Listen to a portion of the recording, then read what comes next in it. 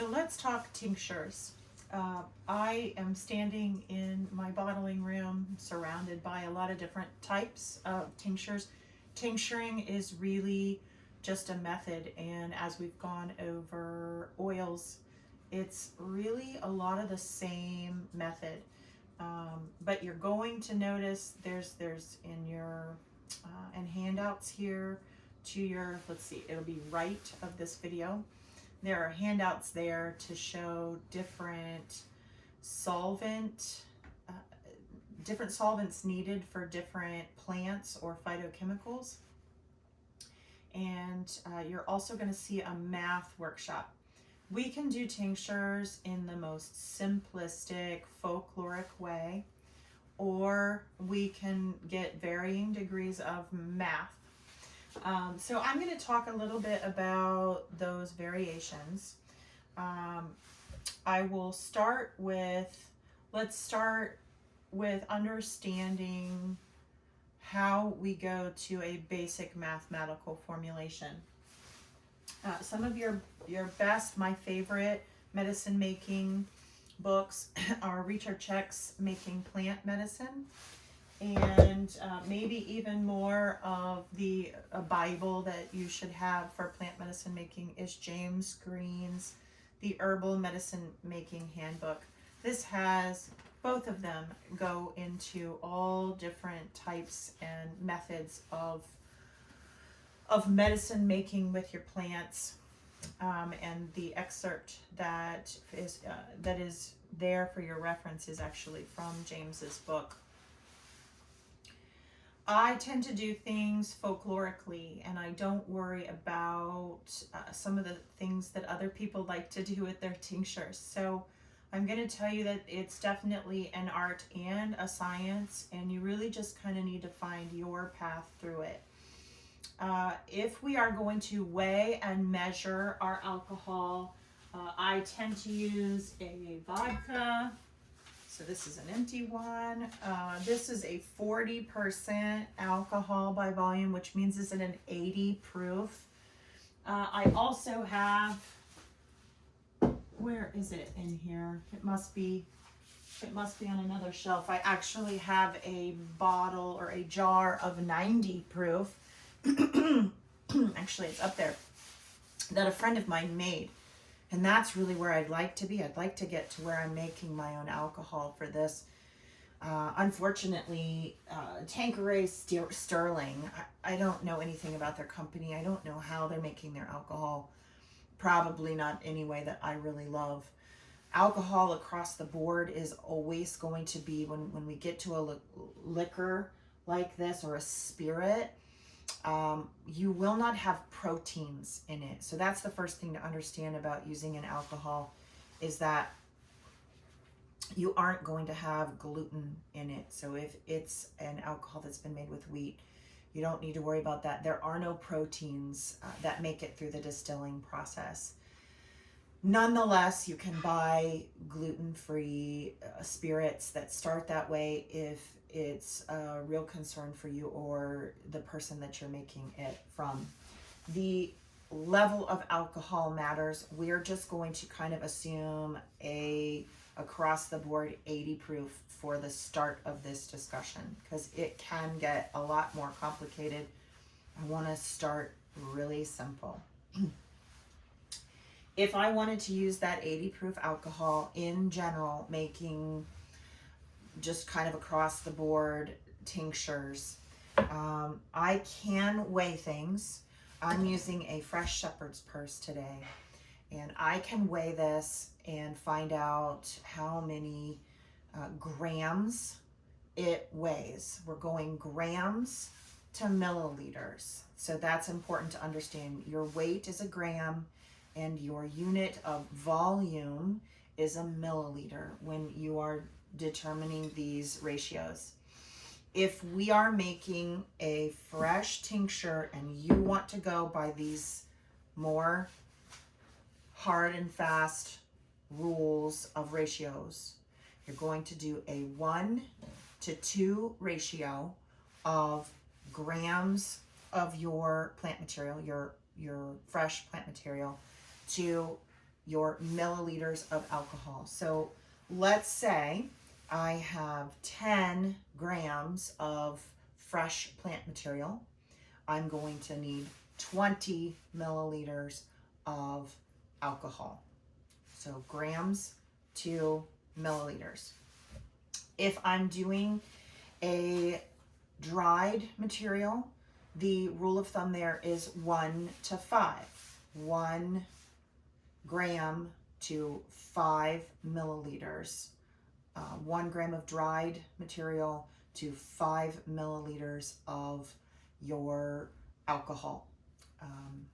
You can also do this with, sorry, just to complicate this a little, you can do it with vinegar as well, and you would do the same, alcohol or vinegar. 1 to 2 for fresh plant material, 1 to 5 for dried. If you're doing something that is very, very dangerous, more on that when we talked about the clothesline at the beginning, where we have the super tonic things and the more targeted in the middle of our clothes line, and then the things that are handled with extreme care, they can be toxic. Know what you're doing on this far side. Those things that are more toxic, we're going to do a 1 gram to 10 milliliter alcohol. Okay, so we can start there. You can get a little more scientific. You can get a little more into the ratios and not get into too much math by choosing to do those ratios. 1 to 2 fresh material, 1 to 5 dried material, and 1 to 10 if I'm talking about something that is particularly noxious or having more dangerous phytochemicals. Now, I have had this, you'll see how wilty. When I talk about wilty, I picked these last night. I weeded my garden. I knew that I needed to make this tincture, and you'll see that it has wilted overnight. It doesn't look fresh. That's what I'm saying when it needs to be wilted. And I am going to cut it. James Green and Richo Check both like to put this in a blender. They like to measure out their proportions and put it into a blender all together and make just a soup. I have done it that way. This is one that I've done like that, and you can see what happens. It gets really slushy. And this is one that I do more like what I like to do, where you can see the plant material that's in there. I don't tend to run things through a blender. I'm intrigued by that idea. It's going to be harder to do with roots and barks and things like that, to run that through your blender anyway. And I would show you how it becomes a slushy. But I have put nuts, nut butters in the past in my blender, and so I would never use that blender to come out and make medicine for a larger group of people. I don't want the proteins to wind up inadvertently, especially with a nut butter. It sticks around even if you wash it. It can kind of cling, so it's not worth endangering people.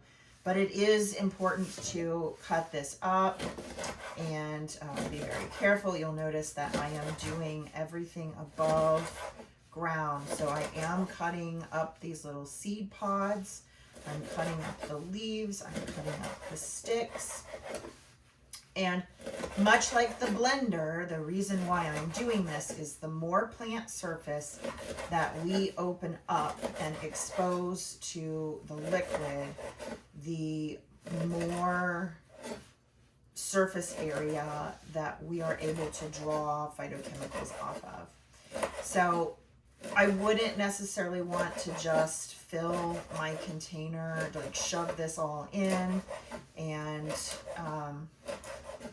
not break it up, because my medicine isn't going to be as strong. It's not going to access as much.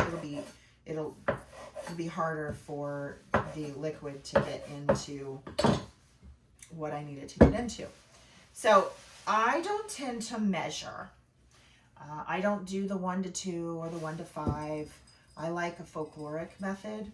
I keep it a little more on the art side and less on the science side. And it's mainly because I don't necessarily love math. You can wind up doing a lot of complex calculations, and Richo will take you through how to do that. Honestly, the different phytochemicals that you're going to try to isolate from different plants, it's more important that you understand the plant that you're tincturing if you want to get really specific, because some compounds, like in echinacea, there are some compounds within echinacea or myrrh that are very difficult to isolate, and an 80 proof alcohol isn't going to do it. So you're not going to get an optimal level of phytochemicals into an alcohol that's an 80 proof or 40% alcohol. You really need a 100 proof or 50% alcohol. So your proof is always double what your percentage of alcohol is, and that will be alcohol. 50% alcohol means 50% water. So I can't necessarily get an optimal echinacea tincture with an 80 proof alcohol. I'm going to have to go higher, and that's something that I know because we have looked at some of those phytochemicals, and we know that it takes a stronger alcohol. That does not mean that it's, if you've got an echinacea tincture on your shelf and you've done it in an 80 proof alcohol, maybe a brandy or a rum, it's fine. You still have medicine that is workable, but you will not have the finest, most powerful, most effective medicine that you could get if you aren't looking at the individual phytochemicals and understanding what level of alcohol is required to isolate the compounds that you're trying to get out. Some plants will work really well in a vinegar, and some plants aren't going to, you're not going to be able to pull anything out with a vinegar. So tinctures, there is a bit of science here. We do need to understand the plant a little bit, but we still are open to an art level. Once you get into, I'll just reach past here and get super close and personal with the camera. Once you get into a moonshine and you're making your own alcohol, this is a 90 proof. It has already been watered down by the person who made this for me. Water has been added to take it from where the moonshine was as pure alcohol and brought down to a 90% alcohol for me. If I were making something, if I were making a shepherd's purse tincture with this, I'm probably going to want to do a little bit of math and bring in more water so that I bring this proof down. Maybe I bring in another 10% of water to bring it down to an 80 proof instead of a 90. And if you can follow me there, 90 proof is going to be 45% alcohol. If I want to bring it down to a 40% alcohol, I'm going to bring in another, I probably said 10% just a minute ago. I want to bring in another 5% of the total volume of water. I'm watering it down. That's all I'm doing. But I don't tend to work with real alcohol very often. I buy it from the store, and so I don't need to dilute with water very often. As I start to expand into making my own alcohol or working with somebody who's getting me something a little more pure, I'm going to have to do some of the math. Richo Check's book goes into this, and the worksheet that accompanies this video will show you how to plug in how much water content is typically in the plant material that you're working with, because that's going to add water to your alcohol and what proof you're at. So that's going to bring your proof down as the plant is drawing its water into the alcohol. And then if you feel like that's not enough, then you may need to add a certain level of water to bring it down even further. Some phytochemicals don't do well. They don't isolate well, or they get destroyed in higher proofs of alcohol. So know the plant. Again, know the plant that you're working with. Across the board, if we're just looking folklorically, across the board, we can plan to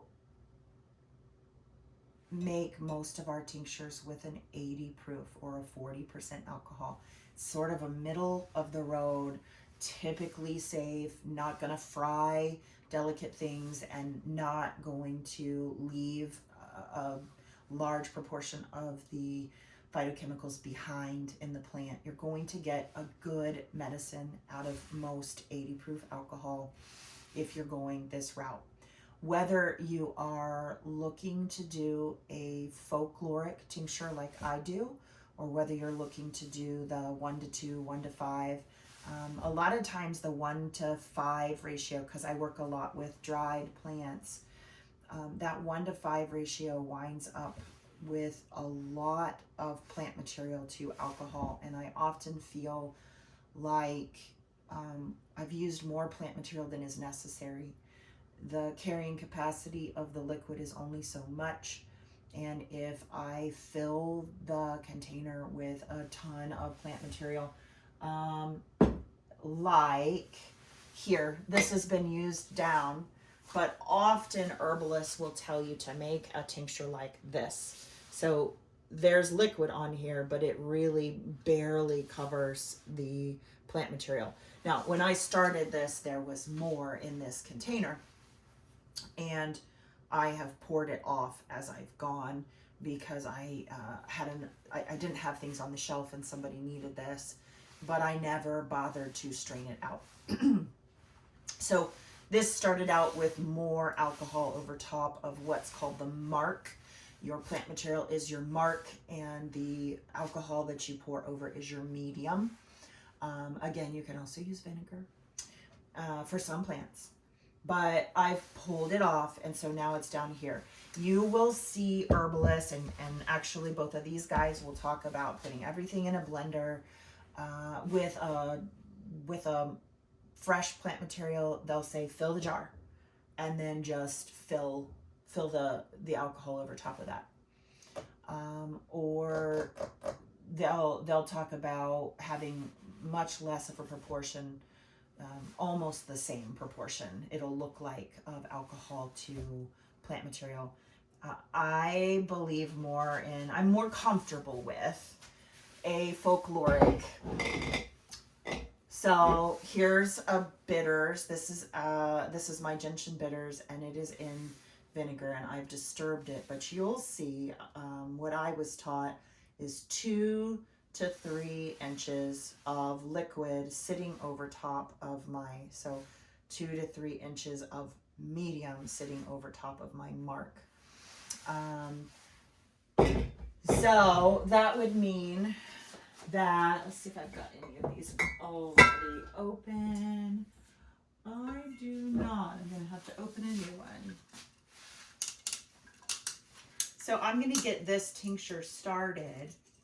And remember, I didn't put it in the blender, but you can. And you might like to. And if you did, you're going to open up more surface area to get access into the tincture. I find that I make really strong tinctures without running things through the blender. I would absolutely expect to see a really strong tincture from something that you opened up all of that plant surface to the medium. So it's just really going to come down to your preference.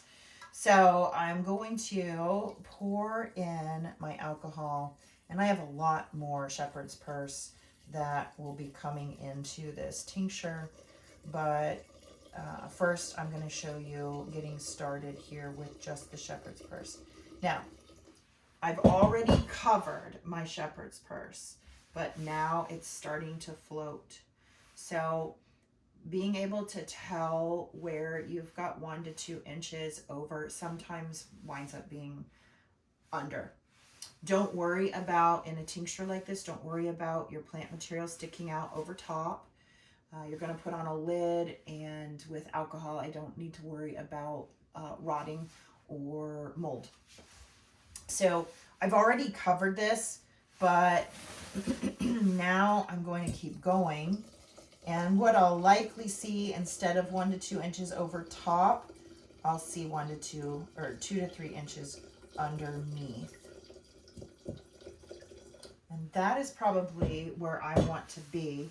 Again, I'm eyeballing, I'm feeling my way through this. Does this seem right? Because I'm going to add another part of my component. I'm going to add another part of the recipe. And I'm also going to cut more of the shepherd's purse that I harvested out of the garden. I'm going to put the lid on it, and I'm going to shake it from time to time. So I would come through. My gentian bitters has been sitting here for long enough. It's done. Just needs to be strained off. But as I come through this room, I'm going to take these things down, and I'm going to shake them. This is something that, from a Rudolf Steiner, or the biodynamic perspective, this is where you're going to potentize your medicine. Potentizing meaning energize. You can put in your intentions, you can pray. This is where the magic happens. Or you can merely come here and recognize that by shaking it, you are distributing the plant material, making certain that it has not settled and is no longer very easy for the medium to absorb. You can see here, this is a powder. This has powder in it as well as some bits and pieces. And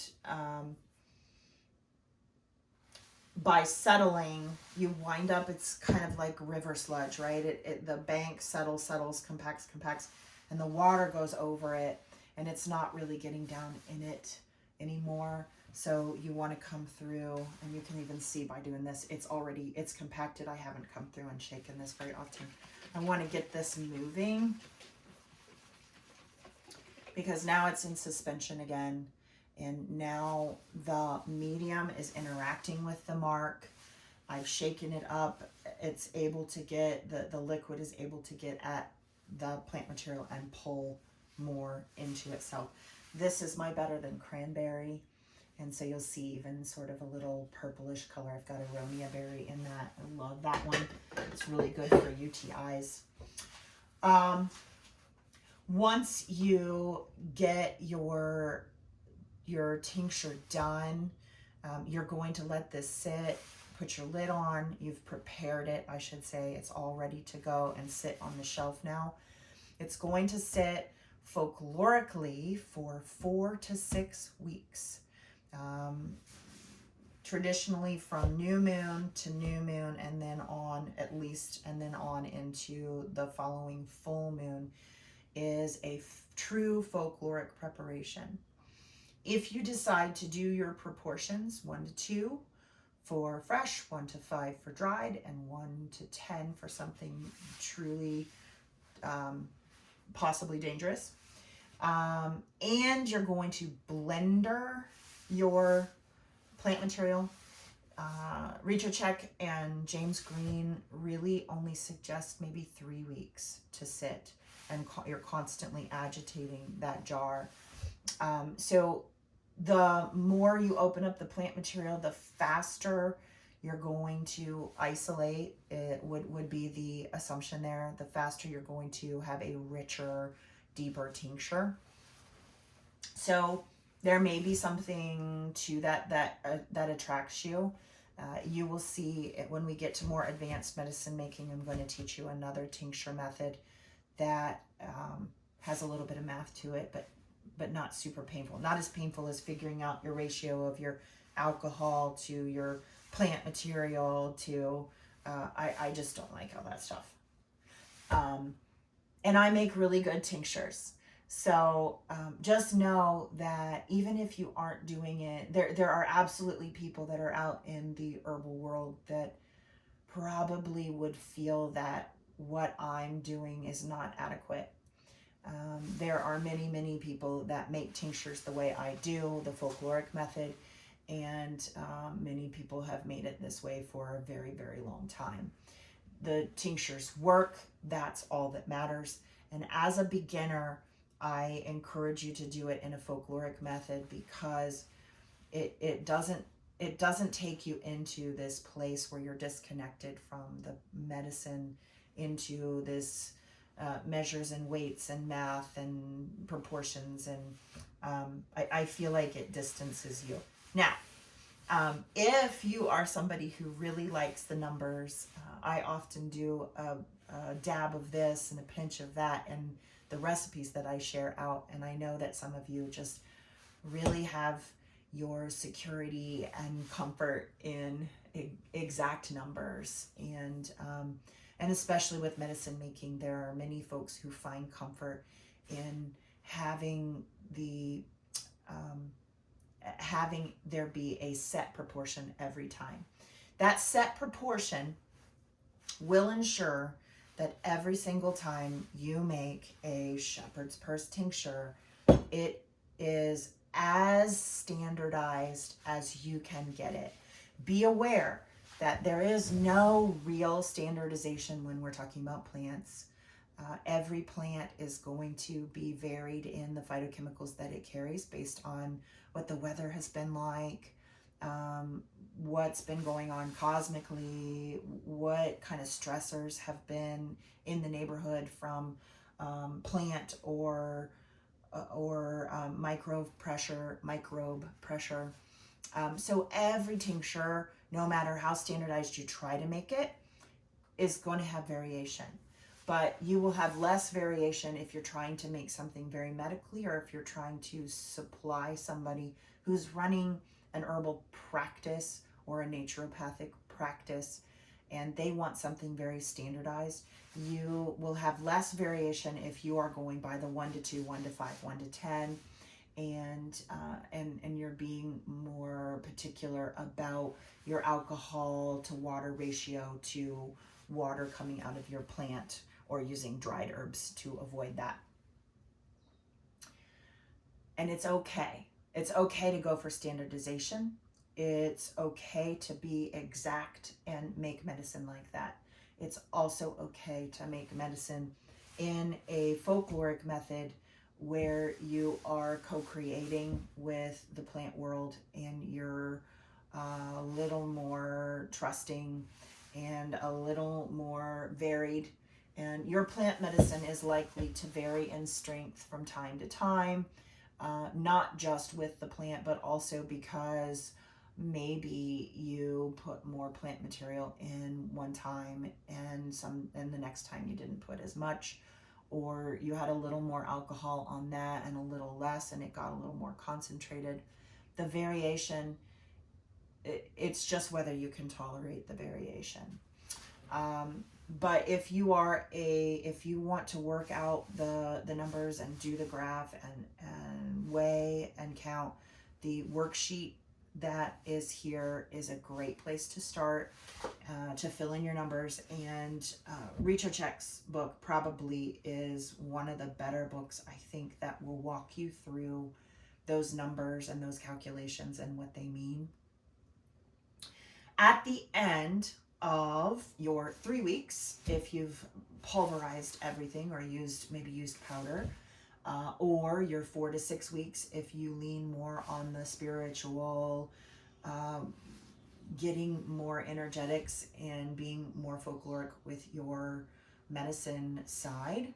When you get to the end of your time period, you can simply get in with a teaspoon and get your herb out. So the gentian tincture or let's see, I've got a headache tincture here. I could just put in a little dropper and dose from that and leave the medium on the mark for 100 years or more. You haven't messed it up if you didn't drain it at the end of the time period that you had set for yourself, or it's still going, it's still there, it's refining, it's maturing, In traditional Chinese medicine, they believe that that a tincture that's matured like that for 100 years or more is very special. So you'll see on my shelves that I still have the medium on a lot of the mark, and some things I have drawn off and it's waiting for me to bottle. You can use a tincture press, which I'm going to turn this a little bit so you can see. The tincture press here in the corner is made by Check at Strictly Medicinal Seeds, and it uses a car jack to push a hydraulic down and squeeze your mark, and then you have a tube that goes out and it fills your jar. My husband loves this since we did this because we used a potato ricer, which is a really cheap thing to get in the grocery store. Line it with a paper towel and put your tincture in there, pour your tincture through, get your mark, and squeeze it out. You never want to leave your liquid on the mark because the plant material is wet and it has pulled that alcohol or vinegar in, and that's really strong medicine. So you want to be able to get all of that off of your mark and squeeze it or put it through a press. If that's a very expensive piece of machinery, and it's worth it if you're going to go into business or make tinctures on a very large scale. Otherwise, just get the potato ricer. You can get it from the OXO brand at Kroger. Really inexpensive little tool to make it possible for you to squeeze your mark really well. But get it off so that you've got a dry mark and you've taken every last little bit that you can back out into liquid, because the liquid is what you're going to partake of. And then you bottle it. Lifespan on these things. Your alcohol tincture really has an unlimited lifespan.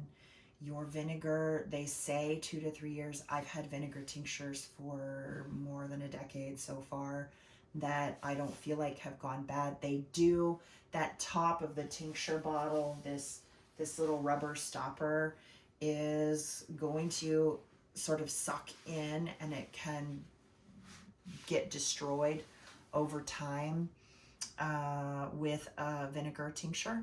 So it's better if you're going to store a vinegar tincture long term to put it into a jar and make sure that it is a jar that has, that's just what you want to have on camera. It's dirty. My apothecary gets a lot of dust from herbs up in the air. So your apothecary isn't going to be spotless all the time either. If you're going to do a vinegar tincture, you want to make sure that you've got these plastic lids, because vinegar sitting in these glass jars will corrode metal. So, and if you are doing a folkloric tincture with vinegar, you also want to make sure you're doing it with this kind of a jar, because even just the 4 to 6 weeks that you do have it sitting there, it will corrode the metal. So, use these plastic screw-on lids. You will save yourself a lot of heartache. But over time, that vinegar tincture is going to suck this in and totally destroy this tincture top. So store your vinegar tincture in a glass jar with a plastic lid, and then only create a dropper bottle for yourself occasionally, so that you know you're going to use this up in a relatively short amount of time before it screws up your dropper. Alcohol will last a very, very long time. Glycerates are another whole. This is actually a glycerate here that I showed you that I made more in the style of what James Green and Check talk about. Glycerates are a whole other animal because they are vegetable based. They do not pull the same level of phytochemicals out. You've got water for D, and then you've got vegetable glycerin, which is going to pull out a little bit more. And vinegar is going to pull out yet more, and your alcohol is going to pull out even more phytochemicals depending on how much alcohol their content is actually there. Remember that tinctures are they're isolated medicines. They're not whole medicine. They have their place. They work very quickly. They go into the bloodstream quickly. You get more of the results of like an over-the-counter, like a Tylenol or something that's going to work pretty quickly. You get more of that from a tincture than you do a tea or eating something. But you need to understand the sacrifice. Some things that you tincture aren't going to be appropriate to isolate. And you see that with the concern with licorice root and the concern that you're going to impact somebody's blood pressure. So those sorts of tinctures are often chemically altered. I would never tincture sassafras because the toxic compound that's within sassafras is not water soluble. So I'm not going to get it in a tea or a syrup, but it is soluble in alcohol. So I am going to get it in an alcohol tincture. It's not appropriate to tincture sassafras. So we need to understand when we're making a tincture that we are making we're picking and choosing what kind of chemicals we can isolate, and we're not getting everything. So we don't know, sometimes we don't know what it is that we're not getting, and we don't know what it is that we're missing out on. That said, most of the things that we tincture, we can predictably understand what it's going to do in the body, because people have folklorically been tincturing these things for a really long time, and we've seen them in clinical settings. So it's not a case of, oh no, I'm not getting a whole medicine. There's probably some hidden side effect. It's that you're not getting the whole plant medicine if you're using a tincture, and you don't know necessarily what you're missing out on, and it's okay. Just know that you're having the trade-off, and maybe try to eat that plant sometimes, use it in your salad, find a way to put it into honey as well, so that you're benefiting from the synergy of the plant as well as the super strong, I'm going to go in, I'm going to drop your blood pressure, or this plant tincture is going to help with your headache or your pain. Those things are okay. It's okay for us to target in an immediate fashion, but just don't lose sight of the fact that these are isolate medicines. Let's see, anything else I want to say about tinctures? I don't love tinctures because I'm a whole plant gal. You will see that I created some. I do have some formulas that I like and that I like to share. You can't really have a medicine chest without some tinctures, even if you happen to feel like I do about whole plant. But you might also find that you are a tincture person, and that's okay too. If you are all about the convenience, all about the travel ability with this kind of medicine, then go for it. There is no judgment here. You're going to get great benefit, and you can make great medicine whether you are simpler, whether you are making from a simpler's idea, from a folkloric method, or whether you are creating things in a lab and you are all about titration and standardization. That is one thing that I guess I should address, because there is one question that I get often. Do I tincture each individual herb on its own? So this is going to have yarrow added to it. Should I tincture this shepherd's purse all by itself, and then tincture yarrow all by itself, and then combine them for the tincture that I have created? The answer is yes, you can do that. And many people prefer that. A lot of people will outfit these shelves with every single infusion or single tincture of plants that they might like to mix into a tincture on the end. There is a benefit there. If you have somebody walk in, if you're a practitioner and you have somebody walk in, you can create a specialized blend on the fly, just like you might blend a tea. A little of this, 2 parts of that, 3 parts of this, and then I have a customized tincture that needs to go home with this person. And then there are some of us that believe that there is a different sort of synergy when you put a formula all together that has a specific function and purpose in your mind and in your intention when you put it together in the jar, that there's something a little bit more special about that synergy. I'm on that side, but I can definitely see a benefit to having multiple single notes. And I might play with that sometime in the future, because I kind of like that idea. The more I've gone along, I kind of like it more than maybe I did when I first started out. But these are things that you are going to discover on your own as you begin to make your medicine. One big caution: always, always, always, always label. We use grease pens on our glass. Grease pens are your friend.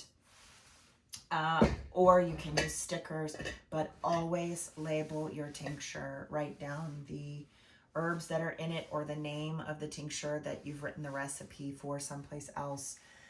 If you are going for organic status, or you are having inspection with FDA and ODA, you will need to be noting batch number on the jar, and then you'll have to be keeping track of the herbs that went into it, and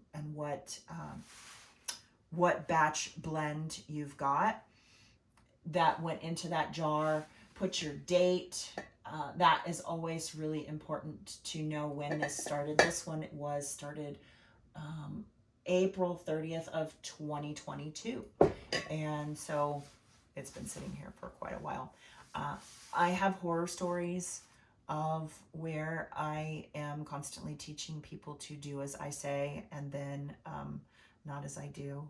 I have horror stories where I haven't labeled things, and trust me, sometimes you can taste a tincture as you get further along with your palate and understanding these plants. You can taste a tincture and tell what it is, but the likelihood is that most times you're going to have a jar of, I don't know.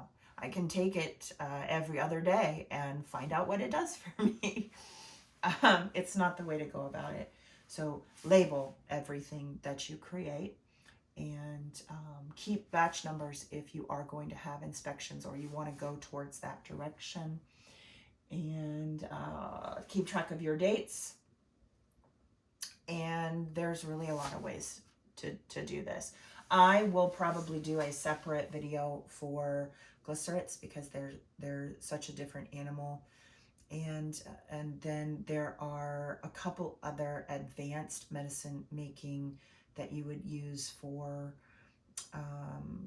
isolating polysaccharides in mushrooms or in echinacea, aqueous solutions. And then there's an advanced, faster way to make tinctures. So I'll tease that there is a faster way to do this. And if you need that before I get to it, do always reach out, and I can give you that shortcut beforehand.